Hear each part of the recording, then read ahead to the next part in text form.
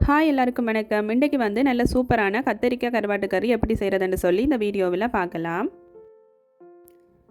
இப்போ வந்து பேனை சூடாக்கிட்டு அதுக்குள்ளே வந்து நான் நல்லெண்ணெய் சேர்த்துக்கொள்கிறேன். இந்த கருவாட்டு கறிக்கு நல்லெண்ணெய் விட்டு செய்தீங்கன்னு சொன்னால் ரொம்பவே சூப்பராக இருக்கும்.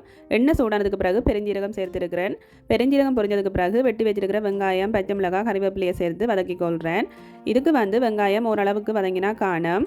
பிறகு வந்து நாங்கள் கத்திரிக்காய் போட்டு வதக்கிக்க வெங்காயம் வந்து நல்லாவே வதங்கிடும். இந்த மாதிரி ஒரு அரைப்பதத்துக்கு வந்ததுக்கு பிறகு வெட்டி வச்சிருக்கிற உள்ளியையும் சேர்த்து வதக்கி கொள்ளுவோம்.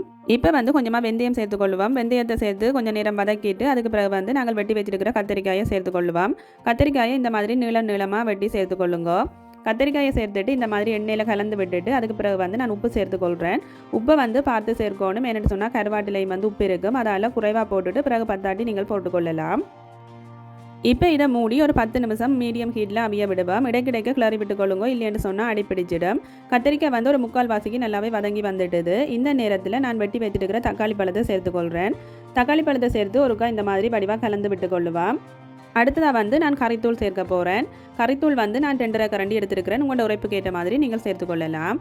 தூள் சேர்க்கைக்கு அடுப்பை வந்து நல்லாவே குறைச்சி வச்சுக்கொள்ளுங்க. தூளை சேர்த்து நல்லா வடிவாக இந்த மாதிரி கலந்து விட்டுட்டு இப்போ இதை மூடி ஒரு 5 நிமிஷம் வந்து அவிய விட வேணும்.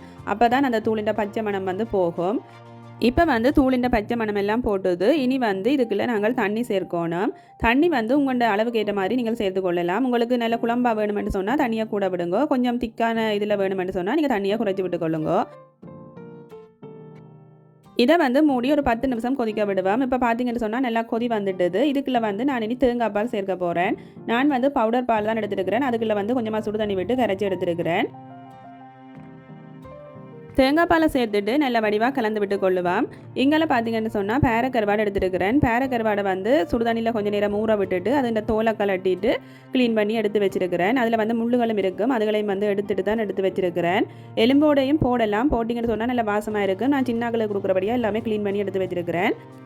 வாசத்துக்காக ஒரே ஒரு எலும்பு துண்டு மட்டும் போட்டுக்கிறேன். இப்போ வந்து க்ளீன் பண்ணி வச்சிருக்கிற கருவாடுகளை வந்து நான் அந்த குழம்பில் சேர்த்துட்டு அதை வந்து மெதுவாக கலந்து விட்டுட்டு இப்போ மூடி அதை கொதிக்க விட போகிறேன். கருவாடு வந்து ரொம்பவே சாஃப்டாக இருக்கும். அதால் இதை வந்து அதிகமாக கிளறக்கூடாது. அதோட வந்து கன நேரம் வந்து அடுப்பில் வச்சுருக்கக்கூடாது. அது வந்து கரைஞ்சிடும். ஒரு 5 நிமிஷம் கொதிக்க விட்டுட்டு நீங்கள் அடுப்பை ஓப்பன் பண்ணிங்கன்னு சொன்னால் சூப்பரான கருவாட்டு கறி ரெடி ஆகிடும். இப்போ பார்த்தீங்கன்னு சொன்னால் கருவாட்டு கறி ரொம்பவே சூப்பராக வந்துருக்குது. இந்த கருவாட்டு கறியை நல்லா சுட சுட சோறோட சாப்பிட்டீங்கன்னு சொன்னால் ரொம்ப ரொம்ப சூப்பராக இருக்கும். நீங்களும் கண்டிப்பாக இந்த ரெசிபியை வந்து ட்ரை பண்ணி பாருங்க. கண்டிப்பாக சின்னாக்கள்லேருந்து பெரியாக்கள் வரைக்கும் எல்லாருமே ரொம்பவே விரும்பி சாப்பிடுவீங்க. வீடியோ பிடிச்சிருந்துச்சுன்னு சொன்னால் லைக் பண்ணி ஷேர் பண்ணி விடுங்க. மீண்டும் வேறு ஒரு சூப்பரான ரெசிபியோட வந்து உங்களை சந்திக்கிறேன். பாய் பாய்.